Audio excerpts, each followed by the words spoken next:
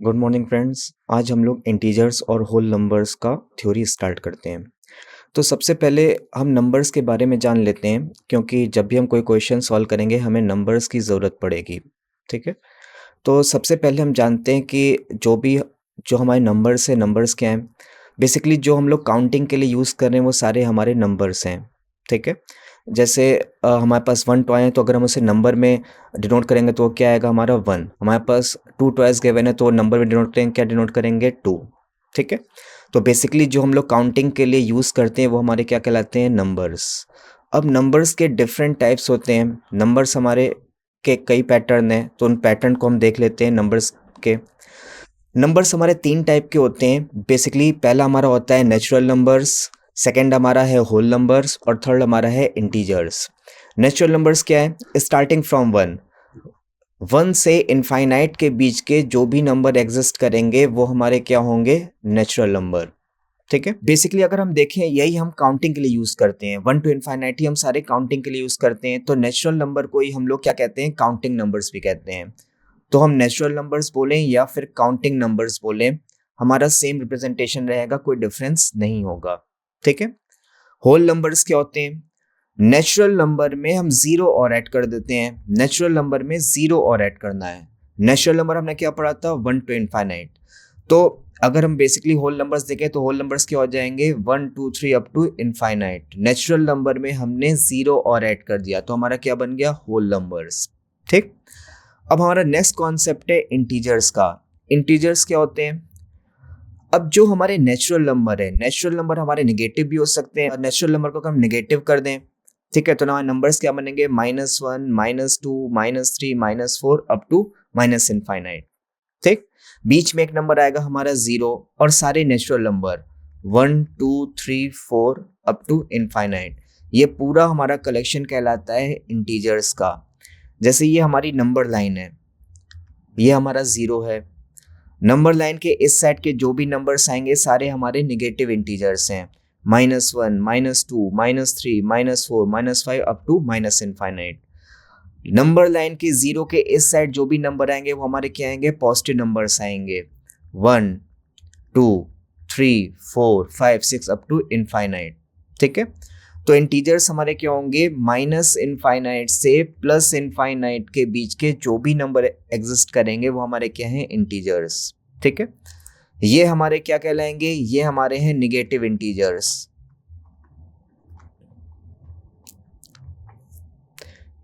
ये हमारे क्या है, ये हमारे positive integers, including with zero. Zero हमारा ना ही पॉजिटिव होता है ना ही निगेटिव होता है। ठीक है।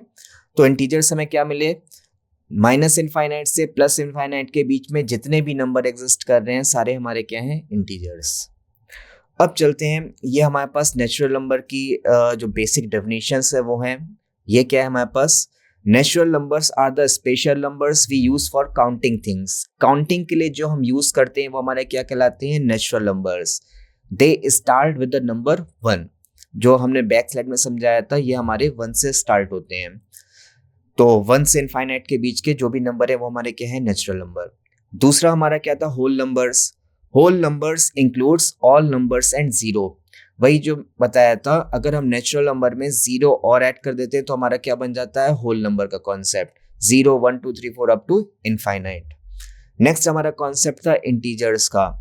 Integers are a set of numbers that include both positive numbers and negative numbers along with zero.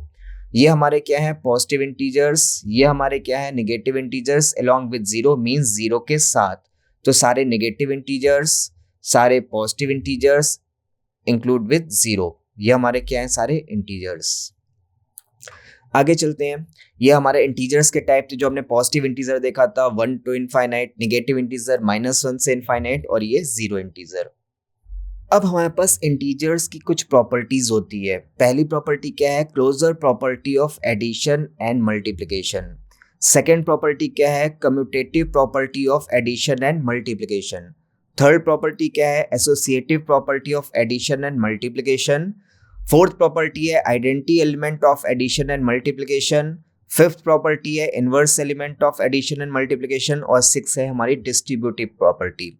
अब हम एक एक करके इन सारी प्रॉपर्टीज को देखते हैं, समझते हैं। पहली प्रॉपर्टी क्या है? Closure property of addition and multiplication. पहले हम बात करते हैं एडिशन की। तो क्लोजर प्रॉपर्टी क्या है? अगर हम दो इंटीजर्स को ऐड कर रहे हैं तो रिजल्ट भी हमारा क्या आएगा? एक इंटीजर आएगा। जैसे 1 एक इंटीजर है, 2 एक इंटीजर है, इन दोनों को ऐड करें तो रिजल्ट हमें क्या मिल रहा है? 3 भी एक क्या है? इंटीजर। हमारे पास एक इंटीजर है 4, एक इंटीजर है 5। हम इन दोनों इंटीजर्स को ऐड करें तो रिजल्ट भी हमें क्या मिलेगा? इंटीजर। तो हमारी क्लोजर प्रॉपर्टी क्या कहलाती है?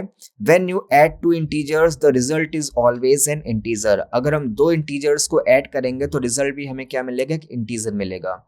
सिमिलरली हम ये नेगेटिव इंटीजर में भी रिजल्ट शो कर सकते हैं।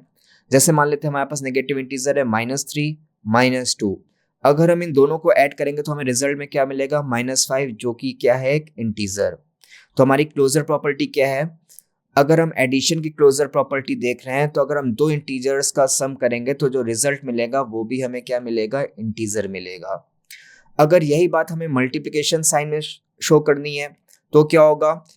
अगर हम दो इंटीजर्स को मल्टीप्लाई करेंगे तो रिजल्ट भी हमेशा क्या मिलेगा? इंटीजर मिलेगा।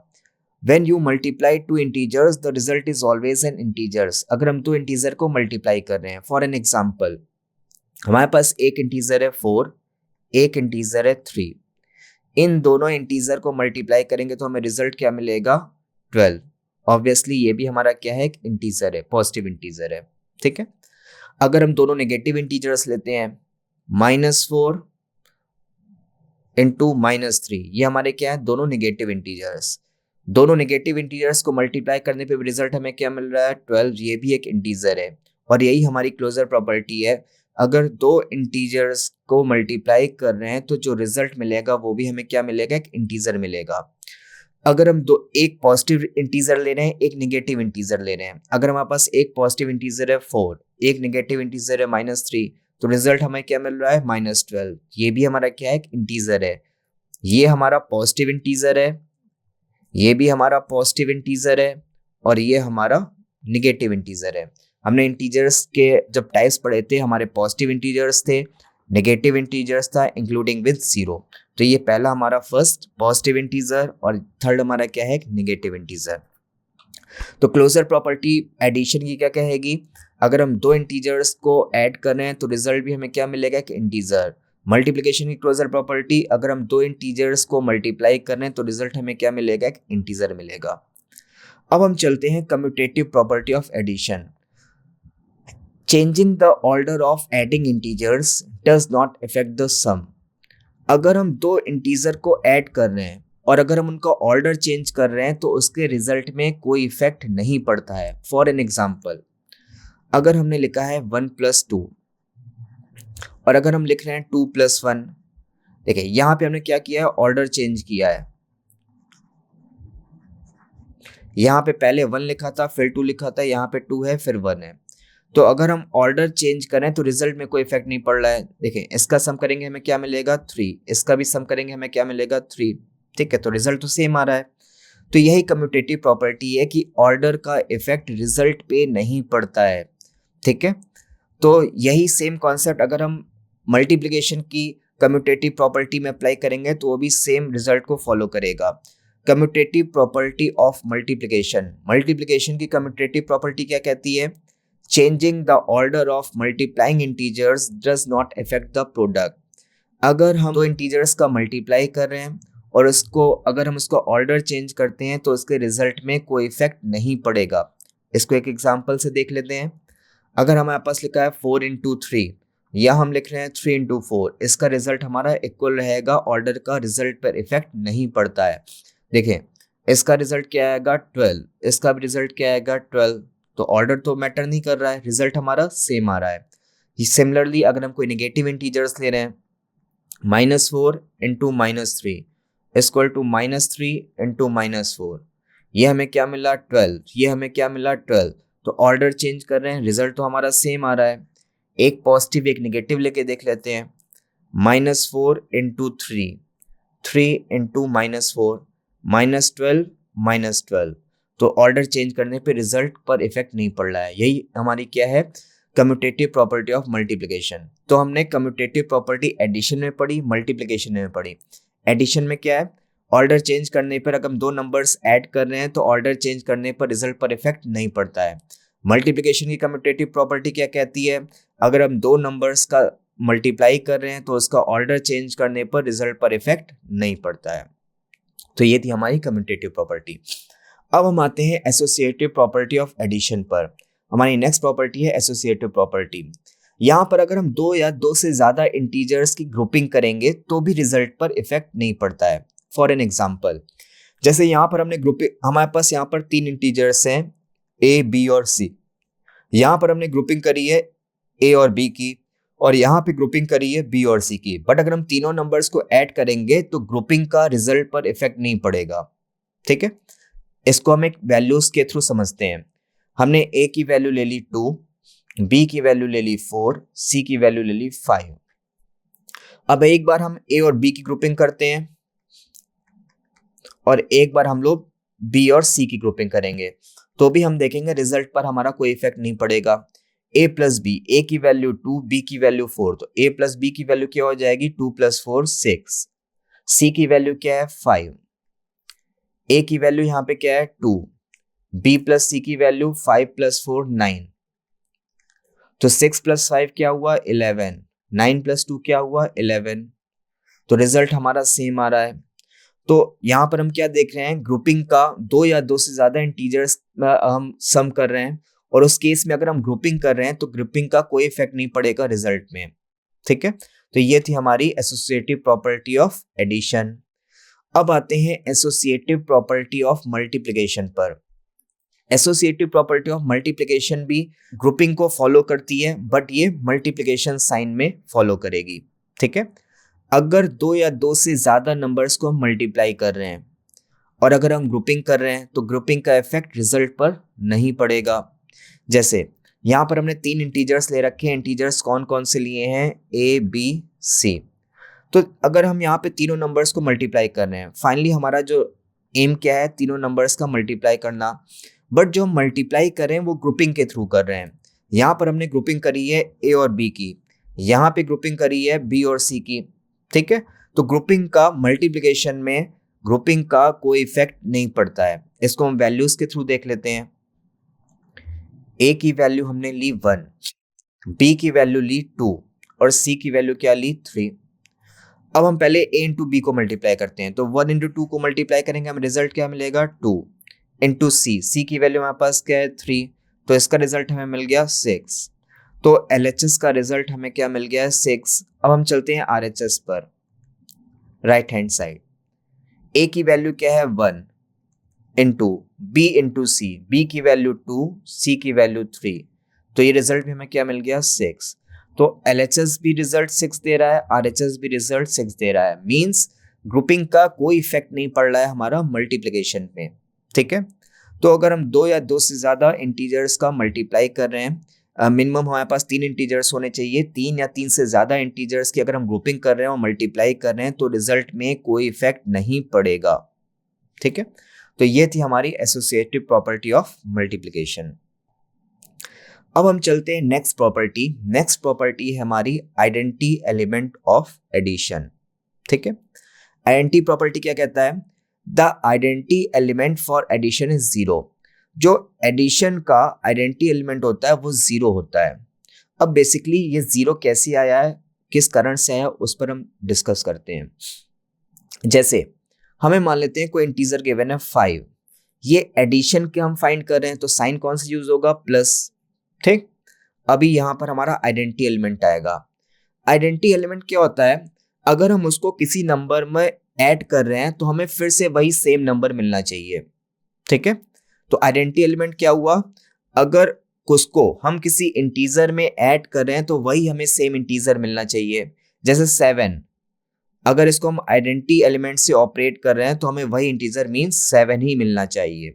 अगर हम इंटीजर ले रहे हैं 9, अगर हम इसको आइडेंटिटी एलिमेंट से ऑपरेट करें तो हमें सेम इंटीजर मींस 9 ही मिलना चाहिए। ठीक है, तो अब ऐसा कौन सा इंटीजर पॉसिबल है कि ऐड करने पे रिजल्ट पर कोई इफेक्ट ना पड़े, तो ऑब्वियसली वो आइडेंटिटी एलिमेंट क्या रहेगा, वो रहेगा 0।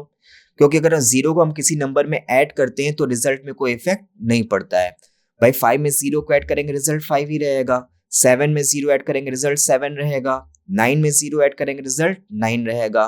ठीक है, तो जीरो को ऐड करने पर रिजल्ट पे कोई इफेक्ट नहीं पड़ता है, इसलिए हमारा एडिशन का जो आइडेंटिटी एलिमेंट होता है, आइडेंटिटी एलिमेंट क्या होता है, जीरो, क्योंकि रिजल्ट में कोई इफेक्ट नहीं पड़ता है। ठीक है, जैसे हमारे पास एक नेगेटिव इंटीजर है -11, हम इसको किस नंबर के साथ ऑपरेट करें कि हमें सेम इंटीजर -11 ही मिले, तो ऑब्वियसली वो रिजल्ट क्या आएगा, जीरो। ठीक है, तो आइडेंटिटी एलिमेंट क्या होता है, अगर हम उसको किसी नंबर के साथ ऑपरेट कर रहे हैं तो हमें वही सेम नंबर मिलना चाहिए। ठीक, तो एडिशन का प्लस साइन का जो आइडेंटिटी एलिमेंट होता है वो ऑलवेज जीरो, हमेशा जीरो रहेगा, क्योंकि जीरो एक ऐसा नंबर है जो रिजल्ट में कोई इफेक्ट नहीं डालता है। अब हम चलते हैं नेक्स्ट, हमारा आइडेंटिटी एलिमेंट ऑफ मल्टीप्लिकेशन। यहां पर भी हमें आइडेंटिटी एलिमेंट फाइंड करना है, बस मल्टीप्लिकेशन साइन के साथ। ठीक है, तो हमारे यहाँ पे साइन कौन से यूज होगा, मल्टीप्लाई। अब मान लिया हमने एक इंटीजर पिक कर लिया 5, तो आइडेंटिटी एलिमेंट का ऑपरेशन क्या होता है, हम जिस नंबर को आइडेंटिटी एलिमेंट के साथ ऑपरेट करते हैं तो हमें सेम नंबर मिलता है। मींस अगर हम 5 का मल्टीप्लिकेशन में आइडेंटिटी एलिमेंट पिक करें तो हमें सेम नंबर 5 ही मिलना चाहिए। ठीक है, अगर हम कोई नंबर ले रहे हैं 7, आइडेंटिटी एलिमेंट से ऑपरेट करें तो हमें सेम नंबर मींस 7 मिलना चाहिए। अगर हम कोई नंबर ले रहे हैं 15, आइडेंटिटी एलिमेंट से ऑपरेट करें तो हमें सेम नंबर मींस 15 मिलना चाहिए।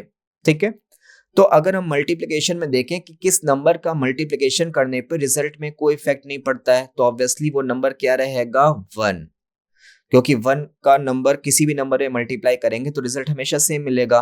5 into 1 result is always 5, 7 into 1 result क्या मिलेगा, 7, 15 इंटू 1 रिजल्ट क्या मिलेगा, 15। ठीक है, तो हमारा आइडेंटिटी एलिमेंट क्या हुआ मल्टीप्लिकेशन का, 1। ठीक है, तो यहां पर यही पॉइंट लिखा है, the identity element for multiplication is 1। Multiplication में जो हमारा आइडेंटिटी एलिमेंट होगा वो होगा 1, क्योंकि किसी नंबर में 1 का मल्टीप्लाई करने पे रिजल्ट में कोई इफेक्ट नहीं पड़ता है। ठीक है, multiplying N integer by 1 gives the same integer, 1 का मल्टीप्लाई करने पर हमें सेम इंटीजर मिलता है, इसलिए मल्टीप्लिकेशन का आइडेंटिटी एलिमेंट हमारे पास क्या मिलेगा, 1। अब चलते हैं हम नेक्स्ट प्रॉपर्टी पे। नेक्स्ट प्रॉपर्टी क्या है, इनवर्स एलिमेंट ऑफ एडिशन। अब इनवर्स एलिमेंट हमारा क्या है, the additive inverse of N integer a is -a। जो a का एडिटिव इनवर्स होता है वो क्या होता है, -a। ठीक है, अब इसकी मीनिंग क्या है वो समझते हैं। जैसे हमारे पास कोई इंटीजर गिवन है 5, ठीक है, अब यहां पे हमें क्या चाहिए, इनवर्स एलिमेंट चाहिए। किसी इंटीजर को अगर हम इनवर्स एलिमेंट के साथ ऑपरेट कर रहे हैं तो हमें क्या मिलना चाहिए, आइडेंटिटी एलिमेंट मिलना चाहिए। ठीक है, और हमें पता है प्लस साइन का आइडेंटिटी एलिमेंट क्या होता है, 0 होता है।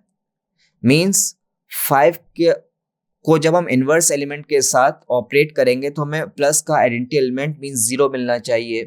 तो अगर हम 5 में किस नंबर को ऐड करें कि रिजल्ट 0 मिले, तो 5 में अगर हम -5 को ऐड करेंगे तभी हमें रिजल्ट 0 मिलेगा।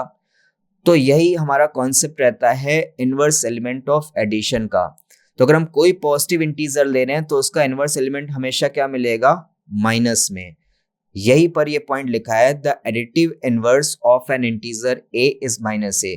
किसी भी एलिमेंट का, किसी भी इंटीजर का जो इनवर्स एलिमेंट होता है वो उसका निगेटिव इंटीजर होता है। तो 7 का इनवर्स एलिमेंट क्या मिलेगा, -7। 11 का क्या मिलेगा, -11। 15 का क्या मिलेगा, -15। Adding an integer to its additive inverse gives the identity element। किसी इंटीजर को एडिटिव इनवर्स के साथ ऑपरेट करने पे हमें क्या मिलना चाहिए, आइडेंटिटी एलिमेंट, और प्लस साइन का आइडेंटिटी एलिमेंट क्या रहेगा, 0। ये हमने अभी पीछे पढ़ा था। ठीक है, अब हम चलते हैं अपनी नेक्स्ट कॉन्सेप्ट पर। नेक्स्ट कॉन्सेप्ट हमारा क्या है, inverse element of multiplication. Multiplication का इनवर्स एलिमेंट अब हमें चाहिए। अब मल्टीप्लिकेशन का बोल रहा है तो साइन कौन सा यूज होगा, मल्टीप्लाई। यहां पर हम कोई इंटीजर ले रहे हैं, हमें फाइंड क्या करना है, इनवर्स एलिमेंट। और हमें पता है किसी इंटीजर को जब हम इनवर्स एलिमेंट के साथ ऑपरेट करते हैं तो हमें क्या मिलता है, आइडेंटिटी एलिमेंट। और हमें पता है मल्टीप्लाई साइन का जो आइडेंटिटी एलिमेंट होता है वो क्या होता है, 1। ठीक है, तो हम इसको एक एग्जांपल के थ्रू समझते हैं। मींस हमारा रिजल्ट क्या आना चाहिए, यहाँ पर 1 आना चाहिए, क्योंकि मल्टीप्लिकेशन साइन का जो आइडेंटिटी एलिमेंट होता है वो क्या होता है, 1 होता है। तो हमने एक इंटीजर ले लिया है 5, हमें यहाँ पे इसका इनवर्स एलिमेंट फाइंड करना है और आइडेंटिटी एलिमेंट 1 मिलना चाहिए। तो 5 में हम किस नंबर का मल्टीप्लाई करें कि हमें 1 मिले, तो ऑब्वियसली वो नंबर क्या रहेगा, 1/5। 5 से 5 कैंसिल हो जाएगा तो आइडेंटिटी एलिमेंट हमें क्या मिल जाएगा, 1। हमें कोई नंबर मिला है 11, हमें आइडेंटिटी एलिमेंट चाहिए 1, तो 11 में किस नंबर का मल्टीप्लाई करें कि हमें 1 मिले, 1/11। 11 से 11 कैंसिल, रिजल्ट क्या मिलेगा, 1। और 1 हमारा क्या है, आइडेंटिटी एलिमेंट। ठीक है, तो यहां पर यही बात लिखी है, the multiplicative inverse of a non zero integer a is 1/a। किसी भी इंटीजर a का जो मल्टीप्लिकेटिव इनवर्स होता है वो क्या होता है, 1/a। ठीक है, हमने यहाँ पे देखा था 5 का हमें क्या मिला था इनवर्स एलिमेंट, 1/5। 7 का क्या मिला था, 1/7। 11 का क्या मिला था, 1/11। तो a और इनवर्स एलिमेंट 1/a। ठीक है, multiplying by integer by it's multiplicative inverse gives the identity element. हम लोग ने यहाँ पे जो पढ़ा है उसी को यहाँ पर एक्सप्लेन किया गया है। अगर हम किसी इंटीजर को मल्टीप्लिकेटिव इनवर्स से ऑपरेट कर रहे हैं तो हमें आइडेंटिटी एलिमेंट 1 मिलता है। ठीक है, तो ये था हमारा इनवर्स एलिमेंट ऑफ मल्टीप्लिकेशन। अब हम चलते हैं डिस्ट्रीब्यूटिव प्रॉपर्टी पे। तो डिस्ट्रीब्यूटिव प्रॉपर्टी क्या कहती है, the multiplication of an integer a with the sum of two integers b and c। अगर हम दो इंटीजर्स का सम करें, ठीक है, और उसको तीसरे इंटीजर से हम मल्टीप्लाई कर रहे हैं, ठीक, is equal to the sum of the products of a with b and a with c। तो ये दोनों के अलग अलग मल्टीप्लिकेशन और उनके सम के इक्वल होता है। ठीक है, तो हमें यहाँ पे क्या करना है, तीन इंटीजर्स हमारे पास हैं a b c, हमने दो इंटीजर्स को ऐड किया, हमारे पास तीन इंटीजर्स 1 2 3। तो हमें यहाँ पे 1 का मल्टीप्लाई करना है 2 और 3 के सम में। तो जो डिस्ट्रीब्यूटिव प्रॉपर्टी हमारा क्या कहती है, ये इनके अलग अलग मल्टीप्लिकेशन के सम के इक्वल होता है। मींस ये इक्वल होगा 1 × 2 + 1 × 3 के। हम लोग सॉल्व करना चाहे चेक कर लें, रिजल्ट में कोई इफेक्ट नहीं पड़ेगा। तो 2 + 3 क्या हो जाएगा, 5। 5 × 1 5। यहाँ पर चेक कर लें, 2 + 3, रिजल्ट क्या आ रहा है, 5। तो हमारा सेम आ रहा है LHS और RHS। तो यही डिस्ट्रीब्यूटिव प्रॉपर्टी है। अगर हम किसी इंटीजर को मल्टीप्लाई कर रहे हैं किन्हीं दो इंटीजर्स के सम पर, तो जो रिजल्ट आएगा वो दोनों इंटीजर्स के मल्टीप्लिकेशन के सम के इक्वल होगा। ठीक है, तो ये थी हमारी डिस्ट्रीब्यूटिव प्रॉपर्टी। अब हम चलते हैं जो हमारे डिफरेंट क्वेश्चंस बनते हैं, क्वेश्चन के पैटर्न क्या बनते हैं उनको हम बात करेंगे। फिर उसके हम जो भी एग्जाम्पल देख सकते हैं हम एग्जाम्पल सॉल्व करेंगे। पहला हमारा क्या है, बेसिक अर्थमेटिक ऑपरेशन।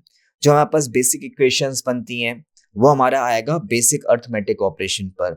जो हमारे पास नॉर्मल इक्वेशन बनती हैं जैसे x + 5 = 12, तो यहाँ से x की वैल्यू बतानी है, ये हमारा क्या है, बेसिक अर्थमेटिक ऑपरेशन। सेकेंड हमारा पैटर्न क्या बनेगा, number series and sequence. Means हमें कोई एक सीरीज दे रखी है, जैसे मान लिया हमें दे रखा है 1 3 5 7 9। हमसे कह दिया जाएगा find the next term of the series. ठीक है, तो हमारा नेक्स्ट टर्म क्या है, number series and sequence. Next हमारा है divisibility and remainder theorem. Means अगर हम किसी नंबर को किसी नंबर से डिवाइड करें तो इसके इसमें रिमाइंडर क्या हो सकता है, वो नंबर डिविजिबल होगा नहीं होगा वो हमें फाइंड करना रहेगा। जैसे क्वेश्चन है 25 को अगर हम 7 से डिवाइड करें तो उसके इसमें रिमाइंडर क्या आएगा। ठीक है, तो यहाँ पर हम बस क्वेश्चन का पैटर्न एक्सप्लेन कर रहे हैं, अभी हम आगे क्वेश्चन को हम डिस्कस करेंगे। नेक्स्ट हमारा पैटर्न है एलसीएम एंड जीसीडी। एलसीएम हमारा क्या होता है, लीस्ट कॉमन मल्टीपल, और जीसीडी क्या होता है, ग्रेटेस्ट कॉमन डिवीजर। तो एक पैटर्न हमारा बनेगा एलसीएम और जीसीडी का।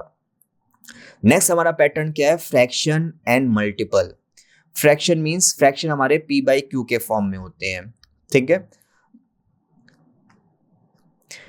तो हमें जो भी क्वेश्चंस फ्रैक्शन के फॉर्म में मिलेगा या फिर उनके मल्टीपल्स में मिलेगा, ठीक है। जो हमारा फ्रैक्शन का ऊपर वाला पार्ट होता है हम लोग बोलते हैं अंश, या फिर इंग्लिश में बोलते हैं न्यूमरेटर। और जो नीचे फ्रैक्शन का गिवन पार्ट होता है हम लोग बोलते हैं हर, या फिर इसे बोलते हैं डिनोमिनेटर। तो फ्रैक्शन में हमें क्या क्वेश्चंस मिलते हैं, जैसे हमें दो फ्रैक्शंस गिवन है, उनका कंपेयर करना है, उनको बढ़ते क्रम में हमें अरेंज करना है, उनको घटते क्रम में अरेंज करना है, कौन सा फ्रैक्शन बड़ा है कौन सा फ्रैक्शन छोटा है, ये हमें पैटर्न मिलेगा फ्रैक्शन एंड मल्टीपल में, ठीक है। नेक्स्ट हमारा है ऑर्डरिंग इंटीजर का। ऑर्डरिंग इंटीजर मीन्स हमें नंबर इंटीजर गिवन होंगे, हमें उनको या तो बढ़ते क्रम में अरेंज करना होगा या तो घटते क्रम में अरेंज करना होगा। और नेक्स्ट हमारा है last pattern word problems, means जो हमारे पास बेसिक क्वेश्चंस रहते हैं वो हमारे वर्ड प्रॉब्लम्स में आएंगे, जो हमारे पास जनरल क्वेश्चंस रहेंगे।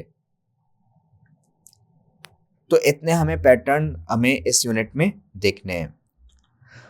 तो हम चलते हैं हमारे पहले पार्ट पर, basic arithmetic operations, addition, subtraction, multiplication and division of integers and whole numbers. यहाँ पर हमने बेसिक इंटीजर्स और होल नंबर के बारे में पढ़ रखा था, डेफिनेशंस पढ़ रखी हैं। अब इसी को हमें एडिशन, सब्सट्रैक्शन, मल्टीप्लिकेशन और डिवीजन, इन चारों ऑपरेशन के बारे में डिस्कस करना है। तो जैसे कि हमारे पास एग्जांपल है x + 7 = 22, हमें x की वैल्यू फाइंड करनी है।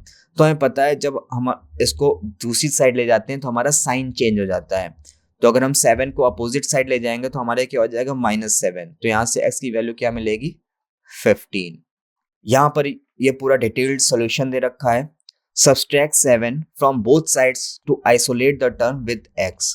दोनों साइड से 7 को सब्सट्रैक्ट किया है जिससे हमारा जो x है वो बिल्कुल आइसोलेट हो जाए, बिल्कुल अलग हो जाए। तो ये 7 से 7 कैंसिल हो जाएगा, तो s की वैल्यू क्या आ जाएगी 15, ठीक है। नेक्स्ट हमारा क्या है pattern, number series and sequence. इसमें हमारा क्या थ्योरी रहेगी, identifying patterns and completing number series और sequence involving integers and whole numbers. हमें पैटर्न को सबसे पहले आइडेंटिफाई करना होगा। जैसे हमें कोई सीरीज गिवन है 1 3 5 7 9, कि हमारा क्या पैटर्न जनरेट हो रहा है। तो जैसे हम यहाँ पर अगर हम पैटर्न जनरेट करें तो देखें नंबर 2 से हमारे बढ़ रहे हैं। जैसे पहला नंबर हमारा 1 था, फिर हमने 2 से ऐड करके क्या आ गया 3, फिर हमने 2 से ऐड किया क्या आया 5, फिर हमने 2 से बढ़ाया नंबर आया 7, फिर 2 से बढ़ाया नंबर क्या है 9। तो हमें सबसे पहले क्वेश्चन गिवन होगा, क्वेश्चन में हमें पैटर्न चेक करना रहेगा कि पैटर्न हमारा क्या गिवन है, और वही पैटर्न हमें आगे नेक्स्ट टर्म के लिए अप्लाई करना रहेगा। तो सबसे पहले जैसे हमने ये एग्जांपल देखा, पैटर्न हमारा +2 का बन रहा था, तो अगर हमें नेक्स्ट टर्म फाइंड करना है तो सेम नंबर में हम +2 ऐड कर देंगे, तो नेक्स्ट नंबर क्या हो जाएगा 11, ठीक है। तो एक हम लोग क्वेश्चन डिस्कस कर लेते हैं। जैसे हमें एक चीज दे रखी है 3 6 9 12, हमें नेक्स्ट टर्म फाइंड करना है। तो सबसे पहले हम पैटर्न चेक करने की कोशिश करते हैं, हमारा पैटर्न क्या गिवन है, ठीक है। तो पहला नंबर हमारा क्या है 3। अब देखते हैं अगर हम 3 में 3 ऐड करें तो हमें क्या मिल रहा है 6 मिल रहा है। 6 में हमने फिर से 3 ऐड किया, हमें क्या मिला 9। 9 में हमने फिर से 3 ऐड किया, मिला 12। मीन्स जो हमारा पैटर्न जनरेट हो रहा है, पैटर्न क्या जनरेट हो रहा है +3 का। हम नंबर में आगे +3 करते जा रहे हैं, हमें आगे के टर्म मिलते जा रहे हैं। तो अगर हमें नेक्स्ट टर्म फाइंड करना है तो 12 में भी हम 3 ऐड कर देंगे, हमें मिल जाएगा नेक्स्ट टर्म की वैल्यू क्या मिलेगा 15। यही यहाँ पर इसका डिटेल सॉल्यूशन है जो हम लोगों ने पैटर्न में हमने चेक किया है। नेक्स्ट हमारा आता है pattern divisibility and remainders theorem, questions involving the divisibility of integers and finding remainders, ठीक है। हमें इंटीजर्स गिवन होंगे, हमें उसको डिवाइड करना होगा, रिमाइंडर फाइंड करना रहेगा, ठीक है। क्वेश्चन पर चलते हैं, प्रॉब्लम लेते हैं। Find the remainder when 2356 is divided by 7। जब 2356 को हम 7 से डिवाइड करेंगे तो उस केस में रिमाइंडर क्या आएगा वो हमें फाइंड करना है। तो नॉर्मल हम लोगों ने डिवीजन पढ़ रखा है, हम लोग डिवाइड करके चेक कर लेते हैं। सबसे पहले 23 है, 3 टाइम्स आएगा, रिमाइंडर यहाँ पे क्या बचा 2, फिर नेक्स्ट डिजिट क्या है 5, फिर हमारा 3 टाइम्स आएगा, रिमाइंडर क्या बचा 4, नेक्स्ट डिजिट क्या है 6 टाइम्स जाएगा, तो फाइनली रिमाइंडर क्या बच गया 4। यही हमारा आंसर है। हमें रिमाइंडर ही फाइंड करना था, तो रिमाइंडर फाइनली क्या बच गया, 4। यहाँ पे इसका डिटेल सॉल्यूशन दे रखा है जो हम लोगों ने पीछे सॉल्व किया है। अब चलते हैं हम लोग नेक्स्ट पैटर्न। नेक्स्ट हमारा क्या है, LCM least common multiple and HCF क्या होता है, हाईएस्ट कॉमन फैक्टर। ठीक है, पहले हम लोग एलसीएम और एचसीएफ की मीनिंग समझ लेते हैं, उसके बाद हम लोग क्वेश्चन पर आएंगे। जैसे हम बात करते हैं एलसीएम की, एलसीएम हमारा क्या होता है, लीस्ट कॉमन मल्टीपल।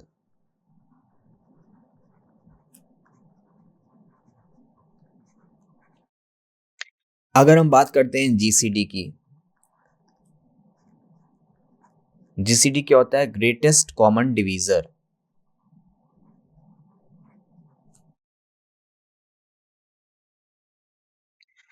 जीसीडी को हम लोग एचसीएफ की कहते हैं। जीसीडी बोलें या फिर एचसीएफ बोलें, सेम रिप्रेजेंटेशन है, कोई डिफरेंस नहीं रहेगा।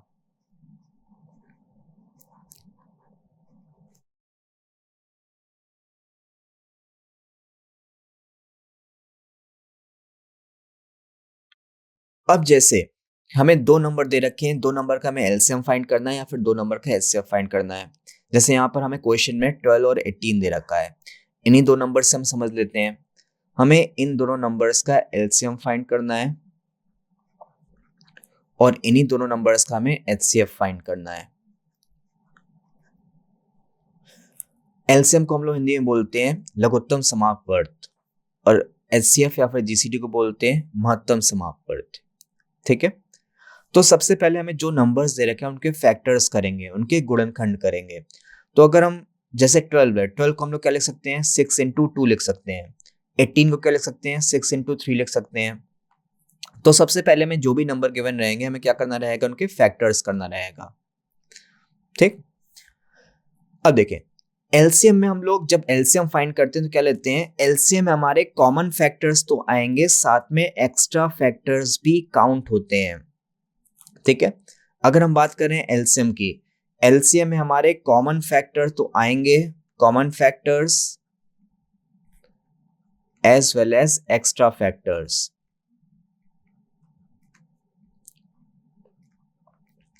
अगर हमें एलसीएम निकालना है, एलसीएम में कॉमन फैक्टर्स के साथ साथ हमारे एक्स्ट्रा फैक्टर्स भी आते हैं। जैसे अगर हम इन दोनों नंबर से बात करें तो इन दोनों नंबर में हमारा कॉमन फैक्टर क्या है, कॉमन फैक्टर है 6। अगर एक्स्ट्रा फैक्टर देखें, एक्स्ट्रा फैक्टर क्या है, 2 और 3, ये हमारे हैं एक्स्ट्रा फैक्टर्स। ठीक, तो जब भी हमें एलसीएम निकालना होगा, एलसीएम में कॉमन फैक्टर्स तो आते हैं, साथ में एक्स्ट्रा फैक्टर्स भी लेते हैं, common factors as well as extra factors. तो इन दोनों नंबर्स का हमारे पास एलसीएम क्या हो जाएगा, 6 दूनी 12 और 12 यहाँ 36। तो एलसीएम हमारे पास क्या हो गया, 36। ठीक है, अब हम आते हैं जीसीडी या फिर HCF. GCD greatest common divisor, HCF highest common factor. ये हमारा केवल कॉमन फैक्टर इंक्लूड करता है, it includes only common factors. ठीक है, तो दोनों नंबर में कॉमन फैक्टर क्या है, 6। तो एचसीएफ या फिर जीसीडी केवल कॉमन फैक्टर्स लेता है, जो दोनों में कॉमन फैक्टर होंगे केवल हम वही काउंट करेंगे। दोनों का कॉमन फैक्टर क्या है, 6 है, इसका क्या हो जाएगा, एचसीएफ या फिर जीसीडी। तो एचसीएफ 6 और जीसीडी, एचसीएफ को जीसीडी कहते हैं, जो हमारा 6 है, और एलसीएम क्या हो गया, 36। एक नंबर्स और उनके एलसीएम और एचसीएफ के बीच एक रिलेशन भी होता है, वो रिलेशन क्या होता है वो भी देख लेते हैं यहाँ पे। Product of numbers, product of numbers is equal to LCM into HCF.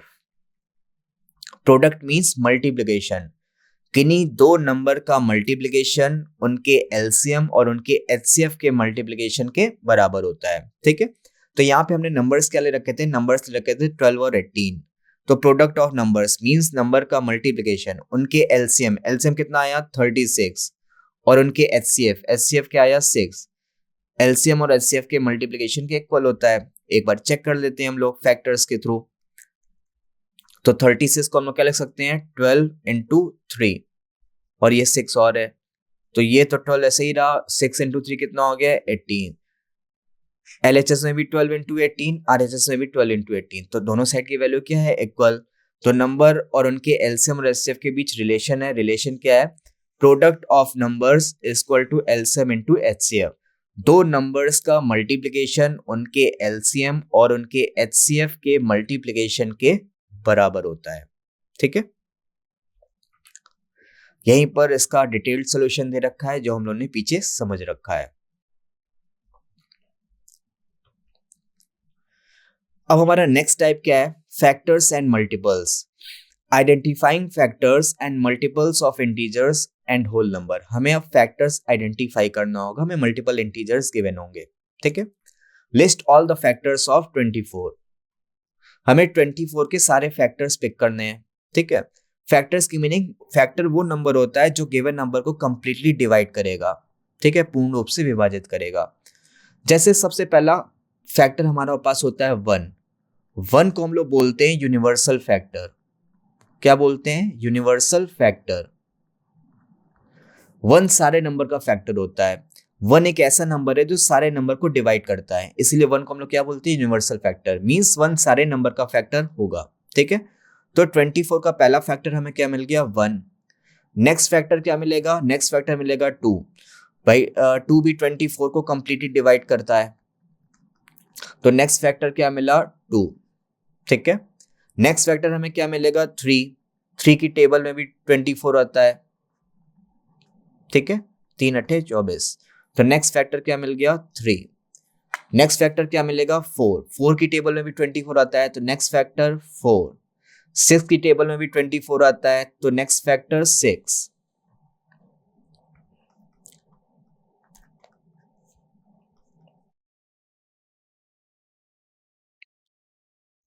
Next हमारा 7 की टेबल में आएगा, नेक्स्ट हमारा आता है 8 की टेबल में। कितने टाइम्स आएगा, 3 टाइम्स। तो 24 का एक फैक्टर हमें क्या मिल गया, 8। 8 के बाद 9 नहीं मिलेगा, 10 नहीं मिलेगा, 11 नहीं मिलेगा। 11 के बाद नेक्स्ट फैक्टर क्या मिला, 12। 12 के फैक्टर में भी आता है 24, तो 24 का नेक्स्ट फैक्टर क्या मिल गया, 12। 12 के बाद हम लोग आगे बढ़ते जाएंगे, 13, 14, 15, उसके बाद हमें लास्ट फैक्टर मिलेगा 24।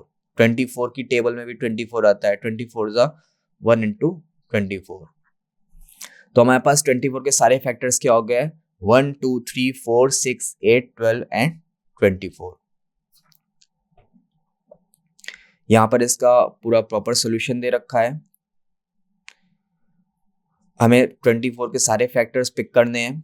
Factors are the numbers that divide 24 without leaving a remainder. Factors क्या होते हैं जो गिवन नंबर को कंप्लीटली डिवाइड करेंगे और हमारे पास रिमाइंडर नहीं बचना चाहिए, शेषफल नहीं बचना चाहिए, मींस शेषफल 0 आना चाहिए। ठीक है, start with 1 and check each number up to 24। हमें हमेशा 1 से स्टार्ट करना है और जिस नंबर तक गिवन होगा वहां तक हमें डिवाइड करके चेक करना है कि क्या वो नंबर डिवाइड होगा कि नहीं। तो यहां पर हमारे पास 24 के सारे फैक्टर्स हैं। अब हमारा नेक्स्ट पैटर्न है ordering integers, arranging integers and whole numbers in ascending और डिसेंडिंग ऑर्डर। हमें इंटीजर्स को बढ़ते क्रम या घटते क्रम में अरेंज करना होगा। हमारे जो क्वेश्चन की डिमांड होगी उसके अकॉर्डिंग हम अपने नंबर्स को अरेंज करेंगे। अगर हमें बढ़ते क्रम में बोला जा रहा है तो नंबर्स को हम छोटे से बड़े ऑर्डर में अरेंज करेंगे। अगर हमें घटते क्रम में बोला जा रहा है तो हम बड़े से छोटे क्रम में उसको अरेंज करेंगे। चलते हम लोग क्वेश्चन पर। Arrange the numbers -5, 2, -10, 0, 7 in ascending order. हमें बढ़ते क्रम में पिक करना है, मीन्स हमें घटते से बढ़ते क्रम में।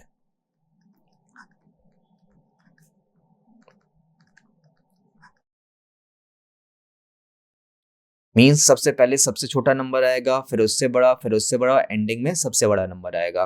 ठीक है, तो ये हमारे पास नंबर लाइन में 0। इस साइड नेगेटिव इंटीजर्स आते हैं, इस साइड पॉजिटिव इंटीजर्स आते हैं। जब इस साइड बढ़ेंगे सबसे पहले आएगा -1, फिर आएगा -2, -2 से छोटा -3, उससे छोटा -4, फिर -5। ऐसे करते करते एक हमारे पास आएगा -10। तो इन नंबर में सबसे छोटा कौन सा हो गया, -10। -10 के बाद नेक्स्ट क्या मिल रहा है, -5, फिर आगे बढ़े, क्या मिला 0। अब पॉजिटिव 2 नंबर गिवन है, एक 2 गिवन है, एक 7 गिवन है।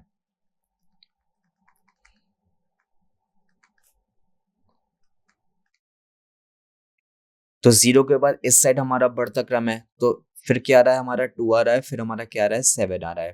ठीक है, तो बेसिकली नेगेटिव में नेगेटिव साइन के साथ जो नंबर बड़े रहते हैं बेसिकली वो छोटे होते हैं, और पॉजिटिव में जो नंबर बड़े वो नंबर बड़ा होगा हमारा।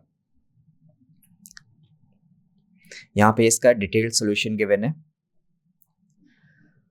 नेक्स्ट हमारा टाइप क्या है, वर्ल्ड प्रॉब्लम्स। मीन्स हमारे पास रियल टाइप सिनेरियोज जो आते हैं, बेसिक जो क्वेश्चंस रहते हैं वो हमारे वर्ड प्रॉब्लम्स में आएंगे।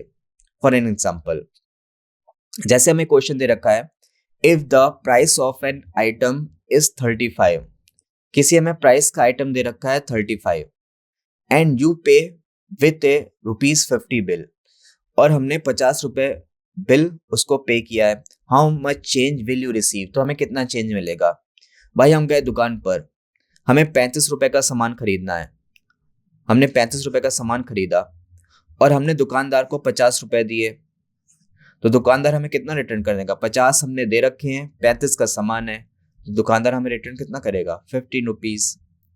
तो ये हमारी है जनरल प्रॉब्लम जो हम लोग बेसिकली रोज आम चाल में यूज करते हैं। ये हमारी बेसिक प्रॉब्लम्स आती है नंबर और इंटीजर्स के फॉर्म में। तो यहाँ पर इसका डिटेल सोल्यूशन दे रखा है। हमें चाहिए चेंज, तो चेंज कैसे फाइंड करते हैं, जितना हमने अमाउंट पेड कर रखा है और माइनस जो उसका प्राइस है, तो हमने 50 रुपए दिए थे, 35 रुपए उसका प्राइस है, तो हमें कितने चेंज मिलेंगे, 15 रुपीज। ठीक है, तो ये था हमारा इंटीजर्स और होल नंबर का बेसिक थ्योरी थी, और उसके जो बेसिक एग्जांपल्स थे वो हमने देखे। ठीक है, तो ये था हमारा इसका फर्स्ट सेशन। उसके बाद हम लोग इसकी आगे जब नेक्स्ट सेशन में इसके क्वेश्चन सॉल्व करेंगे, इसकी थ्योरीज देखेंगे। ठीक है, तो आज हम लोग इतना ही रखते हैं, आगे हम लोग नेक्स्ट सेशन में करते हैं।